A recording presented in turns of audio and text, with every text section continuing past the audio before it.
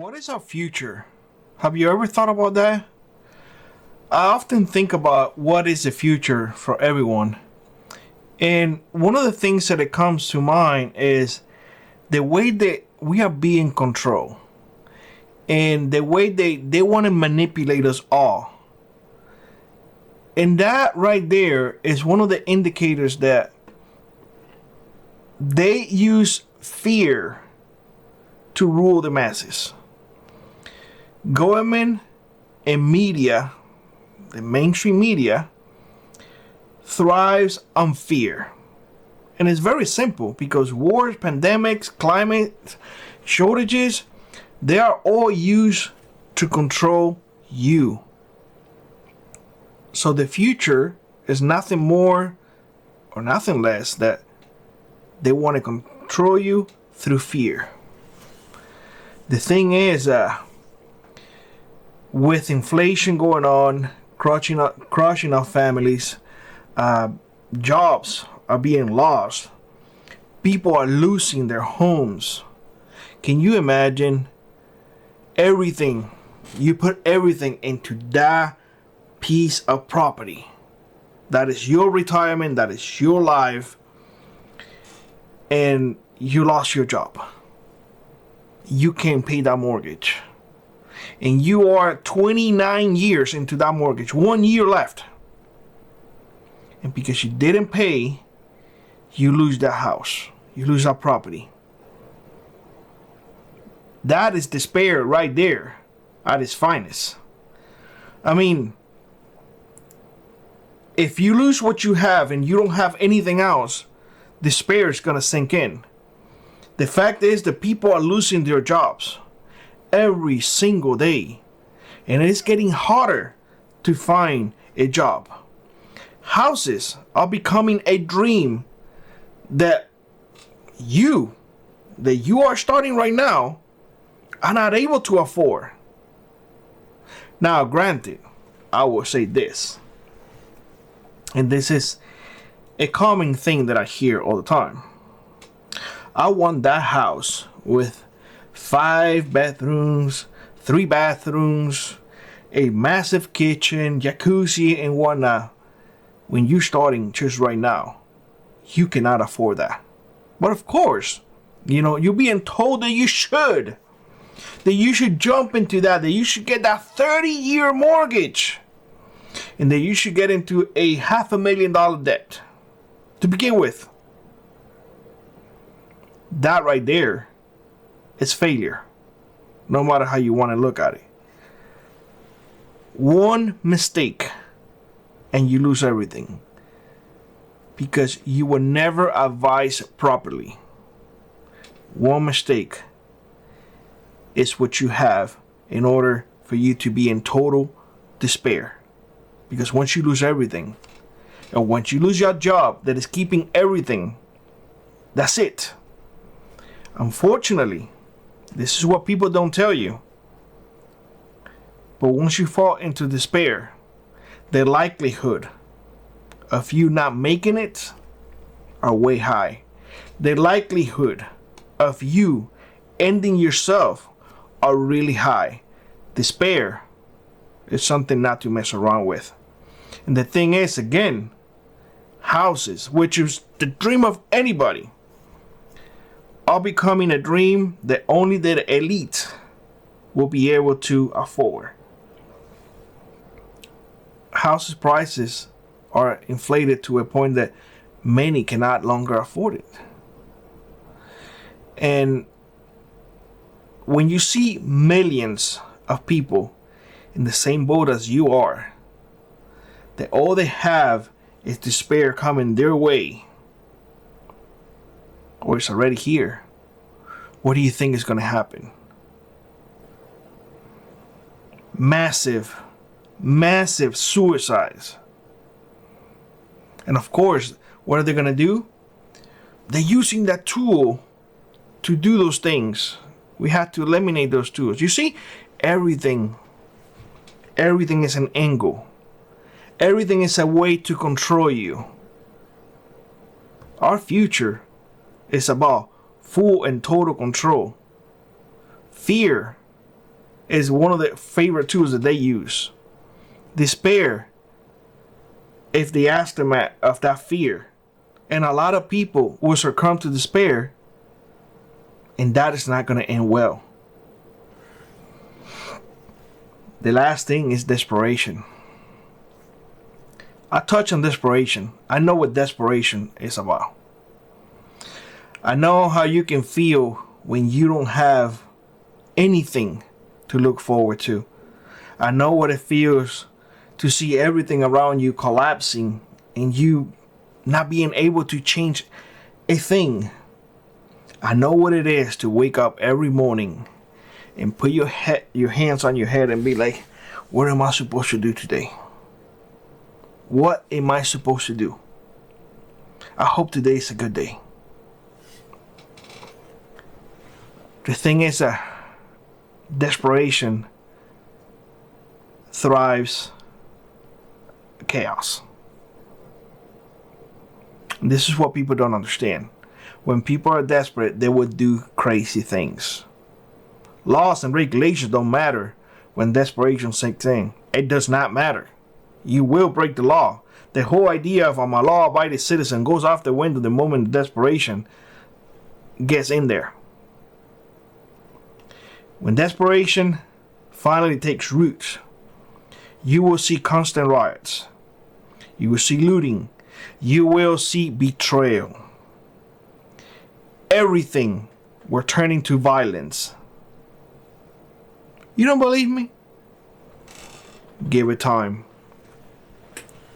Give it time. And the funny thing is that they will use that desperation, that chaos, to justify more control, more surveillance, more restrictions. Again, everything is to shape our future, to shape the way that we live. We won't be able to have our own homes. We're going to be told what to do, when to do, and how to do it. Everything will be owned by government. This is starting to sound like socialism, communism, because it sure as heck does sound that way to me. It is a cycle that is designed that way. Fear will keep us weak. Despair will keep us silent. And desperation will keep us dependent. It is not an accident that the system is this way. The system is working exactly how it was intended to. Again, go through it and tell me whether or not I'm wrong here. I want to hear from y'all. And the way that you can fix this, you need to break the change before they get tightened. And this is what people don't understand. They tighten the change every single day, more and more and more. And you need to break free. Fear, despair, they're not accident. They are traps. You need to learn how to identify it. The longer you wait, the tighter the change are going to get. And those changes are going to come in the way of rules and regulations, executive orders, and so on and so forth. Don't be blind just because you voted for a specific individual or a specific party. Don't be blind by that. Remember what I said to you all before. Hold everybody accountable, even if that is the person that you voted for. Everybody needs to be held accountable. Everybody. Stock on food. Secure your water. Build skills. And cut the dependency before you get caught on that net. That spider web of government. Once you get caught in it, to cut off, lose, shoot. Refuse to be a victim. You know, the whole idea of, oh, we just got to do better, and it is our fault. It is, we got to do better. The government is trying to help as much as possible. We are the ones who got to do better. No. All we have to do is become more independent, and that's it. The moment that you become more independent is the moment that you refuse to be a victim. The moment that you say, my security is mine and mine alone, and I don't depend on a phone call to keep my people safe.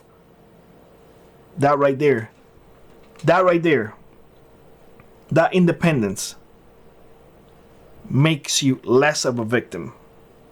Those who depend on that phone, those who depend on government, all of that, that's a victim mindset. No. Refuse to be one. And finally, you either prepare or you perish. You know, that's very simple. People, I hear this, and I hear this all the time. Oh, prepping is just a hobby. You know, I do this, you know. Preparedness is not a hobby. Preparedness is survival. If you prepare today, you will be better off tomorrow. What part of that concept is not clear enough? Wait. What part of the concept should not be infringed is not clear enough? And yet, there's always a confusion. There's always a different way to reinterpret the thing. That's why I always get so upset when I hear an SHTF. It can be a personal SHTF. You broke down in your car. It doesn't... An SHTF and a issue are two different things. When that finally hits the roof, you will know. You will know. Don't diminish it by bringing it to like something as minuscule as my car broke down. Don't diminish it. I'm telling you all because we need to start speaking truth, and we need to speak it as loud as we can. Our future is not a good one. Or at least I don't see a good one. I see more fear. I see more despair. And I definitely see more desperation in our future. What is up there to prove me wrong? What is up there? Are we not going to another country? Currently, are we not planning to go to another country and invade that country? You can fluff it however you want. You can put all the pretty things up there that you want to justify it. A legitimate precedent. Whatever it is. The fact is, the moment that our military crosses that border, that's an invasion. And we are going there not to liberate them. That is the excuse. I'm telling y'all, it's not to liberate anybody. It's to get the resources. Because if you want to liberate somebody 90 miles away, there's an island there begging to be liberated. 60 years plus. And nobody goes there because there's no oil. And yet you're going somewhere else to liberate them. Or it's a legitimate precedent. What was Castro?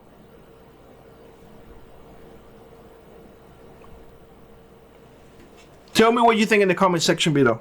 Tell me what you think in the comment section below. I'm curious to hear from y'all. With that being said, I hope you have a great one. Like always, rock on, prep on, and I hope to see you in the next one. Bye-bye, everybody. If you'd like to support the channel, check out the links in the pinned comment below. Consider joining our Frontier Prepper Squad or let an ad to you run. It really does make a difference. And always remember, those who prepare today will not struggle tomorrow.